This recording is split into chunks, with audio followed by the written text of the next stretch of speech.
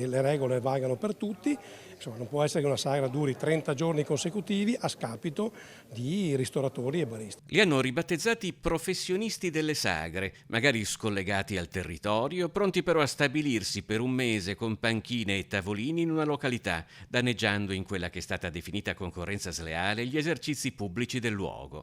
Nel nuovo disegno legge della Regione Veneto sul commercio si pone un freno al fenomeno. Abbiamo ridotto i 30 giorni consecutivi a 15 perché ci sono situazioni dove effettivamente sono i professionisti delle sagre che non hanno nulla a che fare col territorio, con la ricaduta sul territorio o con le raccolte fondi per la parrocchia, per l'asilo, ma sono un'alternativa evidentemente non organizzata e non con le stesse caratteristiche che hanno albergatori, ristoratori e baristi. Più in generale, l'obiettivo del disegno di legge è quello di una riforma che semplifichi e diminuisca la burocrazia per facilitare lo sviluppo del settore, favorendo il commercio al dettaglio e razionalizzando le grandi strutture di vendita. Credo sia giusto che il Comune possa identificare l'area dove insediare le medie strutture di vendita.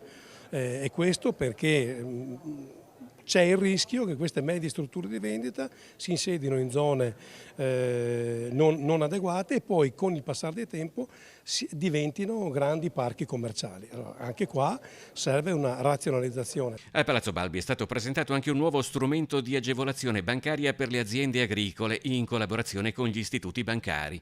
Ad oggi sono state presentate all'Agenzia Veneta per i pagamenti circa 1400 domande di aiuto a valere sugli interventi del complemento di sviluppo rurale, per un totale di oltre 360 milioni di euro di spesa richiesta, con uno stanziamento di 175 milioni di contributi pubblici.